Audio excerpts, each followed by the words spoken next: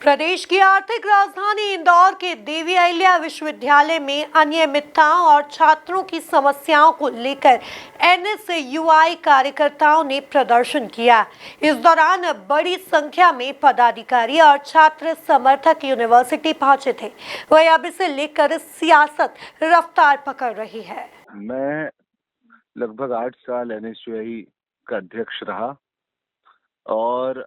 पिछले 8 साल के बाद मैं एनएसयूआई से हटे हुए मुझे लगभग 5 साल हो गए और मैंने इन 5 साल और पिछले 8 साल में ये देखा कि निरंतर बीजेपी की सरकार में जिस प्रकार से छात्रों के साथ अन्याय हो रहा है और जिस तरह से शिक्षा का व्यवसायीकरण बीजेपी की सरकार ने लगा रखा है, निश्चित ही इस पे लगाम लगना चाहिए। जिस प्रकार से प्राइवेट यूनिवर्सिटियों को बढ़ावा दिया जा रहा है और हमारी जो शासकीय यूनिवर्सिटियां हैं उनका स्तर साल भर साल खराब किया जा रहा है और उनकी शिक्षा में जो गिरावट आई है वो निश्चित ही कहीं ना कहीं देखने में आता है कि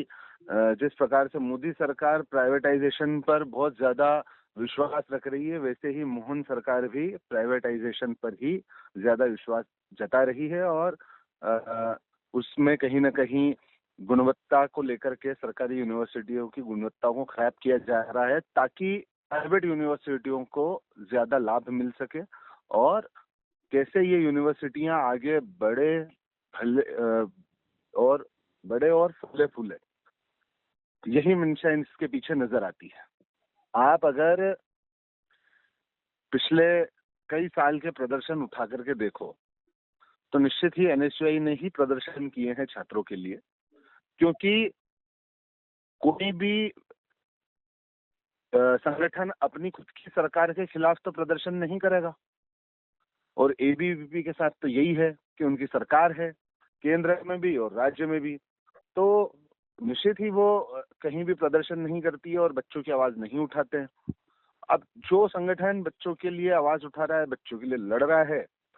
उसके ऊपर भी आरोप लगाने का काम ही कर सकते हैं ये लोग, क्योंकि कहीं ना कहीं ये भी प्राइवेटाइजेशन में जो इनके आका जिस प्रकार से ऊपर साथ दे रहे हैं वैसे ही उसी पद चिन्हों पर एबीवीपी भी चलना चाह रही है और उसी के अंदर बढ़ावा देने के लिए ही सिर्फ आरोप लगाने का कार्य ही अब एबीवीपी के पास बचा है, क्योंकि छात्रों की आवाज उठाने का कार्य तो अब एबीवीपी कर नहीं रही है।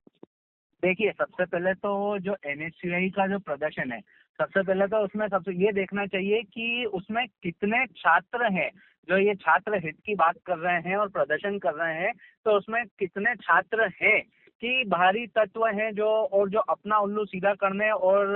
अपनी व्यक्तिगत राजनीति चमकाने के लिए प्रदर्शन कर रहे हैं। सबसे पहली चीज ये। और जहां तक भ्रष्टाचार की बात है तो कांग्रेस ऊपर से लेकर नीचे तक देश में प्रदेश में जब जब इनकी सरकार रही है, 15 महीने कमलनाथ सरकार रही या कांग्रेस की केंद्र में सरकार रही, तो पूरा टाइम वो भ्रष्टाचार में लिप्त थे। अब जो खुद भ्रष्टाचार में लिप्त हैं वो दूसरों पे आरोप लगा रहे थे। ये तो सरासर गलत और ये अन्याय की चीज है जो कि कांग्रेस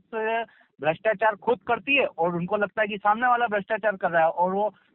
अगली दूसरी जो सरकार रहती है उस पे और अधिकारी वर्ग और उस पे विश्वविद्यालय प्रशासन पे आरोप लगा रही है। एनएसयूआई के जो छात्र नेता हैं वो बरसाती मेंढक है। वो सिर्फ जब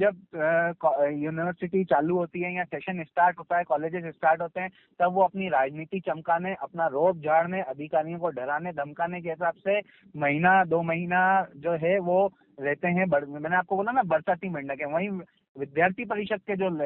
छात्र नेता हैं वो लगातार कैंपस में सक्रिय रहते हैं, लगातार 12 ही महीने 365 दिन छात्र हित के मुद्दे में कैंपस में डटे रहते हैं, चाहे फिर वो मेंबरशिप ड्राइव के माध्यम से, एक्स्ट्रा करिकुलम एक्टिविटीज के माध्यम से लगातार वो